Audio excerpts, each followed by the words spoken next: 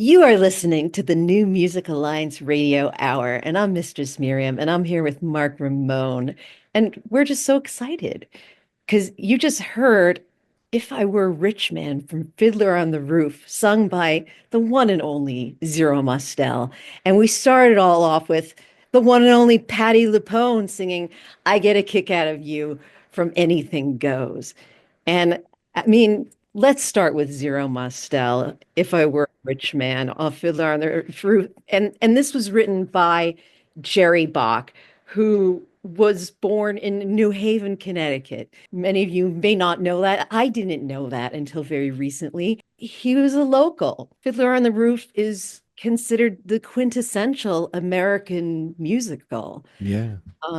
It is one of the greats, and Zero Mostel is also one of the greats. I mean, if I could go back in time and go and see any musical, I'd see Zero Mostel playing Tevye. Jerry Bach wrote this with Sheldon Harnick, wrote the lyrics, and just a few interesting things to know about Fiddler on the Roof. Fiddler on the Roof ran for over 3,000 performances, which held the record for the longest running Broadway musical for nearly 10 years before it was surpassed by Grease.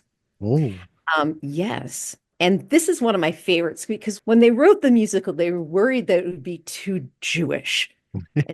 People wouldn't get it. And it became a huge hit in Japan, a massive hit in Japan. must be something about the culture, maybe, because It's it's very cultural, isn't it? The it's whole.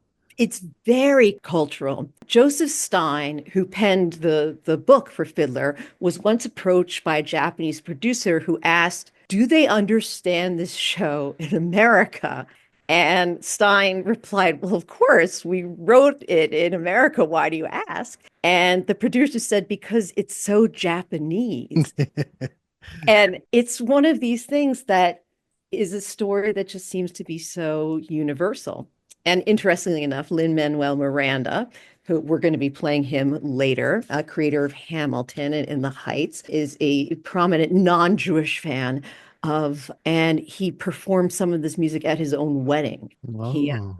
yes, I mean, yeah, I mean, of all the Broadway hits, I mean, everybody knows this song. If I of were course. a rich man. This is a classic. Yes, it's the little heart that beats that where it comes from Connecticut. Oh, It's where it all started. Little baby Jerry Bach grew up like this. What can I say?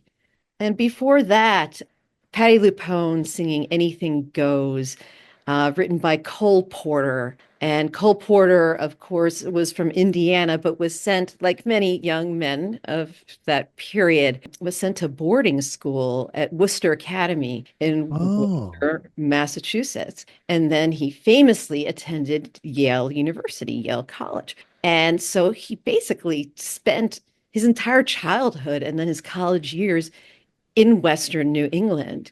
And while at Yale, he wrote 300 songs. And what?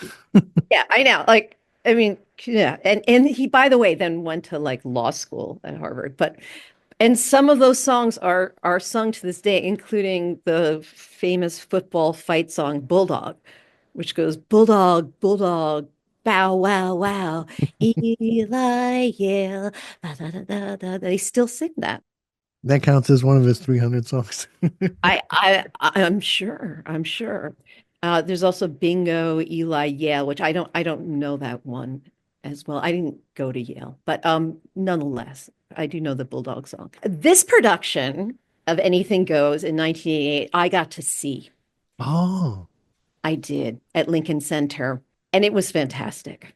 And Patti LuPone just brought down the house. The whole production was fantastic. And he's the master of words and just it's what can I say? This is this is just great American musical theater. what was his era? Like the 1920s, 30s, something like that? The 30s, 40s. Yeah. Hmm. Yeah. This is, 20s, 30s. One of the masters, absolutely. He's I he's love how you found a connection here, though. I well he just it's he began to achieve success in the 20s, and then by the 30s he was one of the major songwriters for Broadway and the musical stage. Cool. So that gives you sort of a sense of his time period. Yeah. Yeah. So, what do we have coming up next? Oh my goodness, what do we have coming up next? We have two neighbors from Ridgefield, Connecticut.